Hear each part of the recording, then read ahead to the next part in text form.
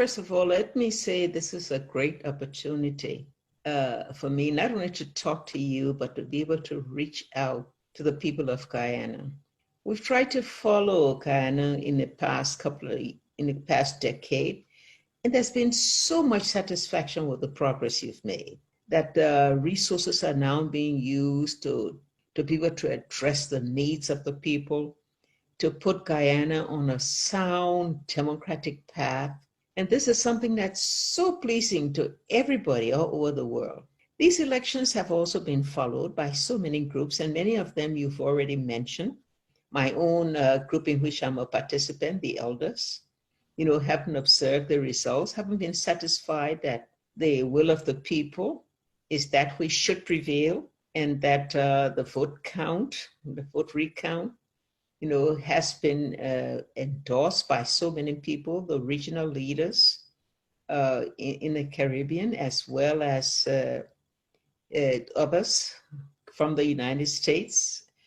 And all of that has brought hope. And now we're facing a situation that it has happened before. And I want to tell you, I have been a part and a victim of a situation in which elections were held, the will of the people were very clear in the counting of the votes, and those results were not allowed to be announced, and for democracy to proceed in accordance with the will of the people. The effect of it is so devastating because people demand the right of choice. Governments and authorities need to work with them, and when that will is expressed, to give them the opportunity to have that right of choice exercised in governing the state.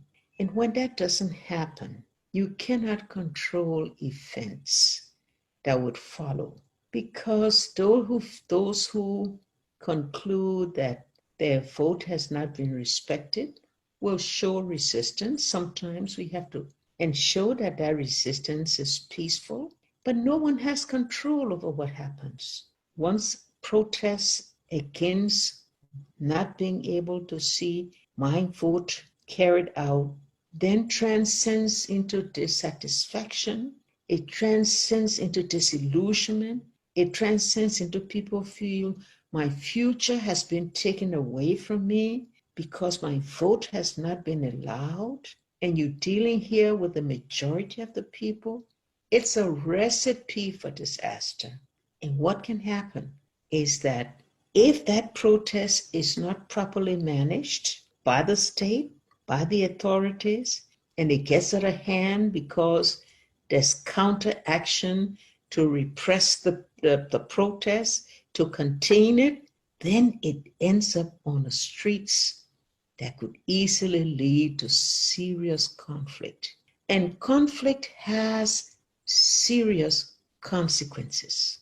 Our country, facing a similar situation, found that the aftermath of protest and repression was the destruction of our country.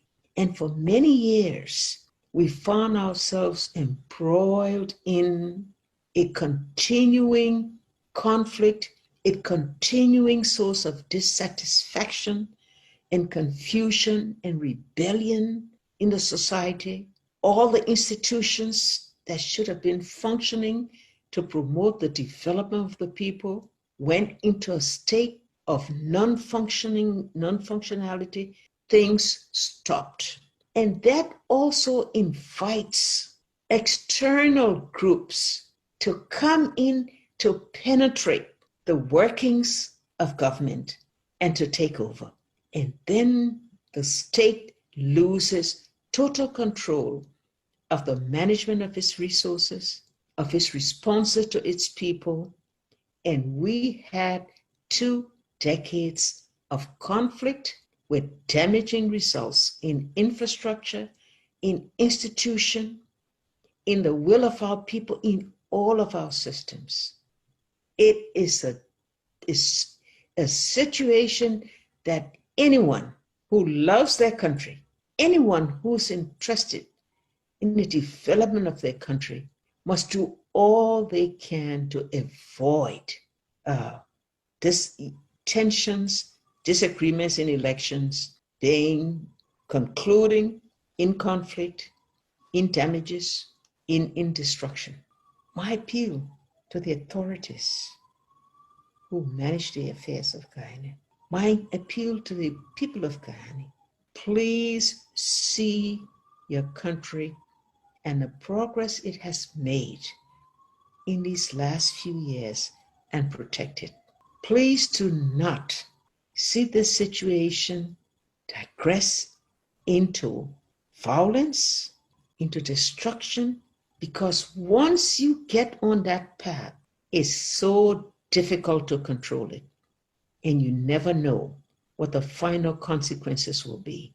You will cause your own people to suffer. You will cause lasting effects to people's morale, to people's will to be able to serve their country, to your supporters on the outside who have done everything to get you to this place of progress, that will finally see you as being self-destructive, being able to destroy your own progress. And you find that your partnership begins to be limited, begins to withdraw from the level of assistance and cooperation that they gave. And that in itself will have a paralyzing effect on all that you've been doing to promote it. So, Mr. Ali, I want to say that those of you who are continuing to call for calm, to call for peace, to call for rationality and consideration in these matters are to be commended. I know it's a difficult thing, but I will ask you and those in the American Chamber of Commerce to continue this effort. And those of us on the outside that have been promoting all the efforts that Guyana has been making must also continue our work. Continue to send these messages of hope, these messages to the Guyanese people, Guyanese people, to please do not destroy the progress that your country has made so much with your hard work and dedication and patriotism. You've given so much to your country in the last decade to bring it to where it is. This is the time to consolidate the progress, to see democracy that you have earned on a firmer footing. And that means reconciliation. That means cooperation.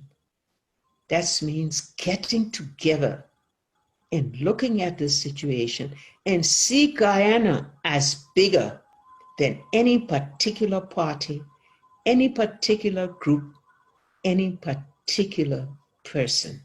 That is our call to you, a call for the preservation of your future by yourselves. No one can do it for you.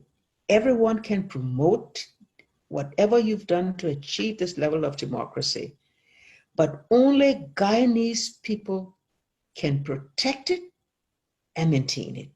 And so we all not only pray for you, we continue to look to you for you to rise above this particular pause in your development effort, this particular obstruction to all that you have achieved in the past year.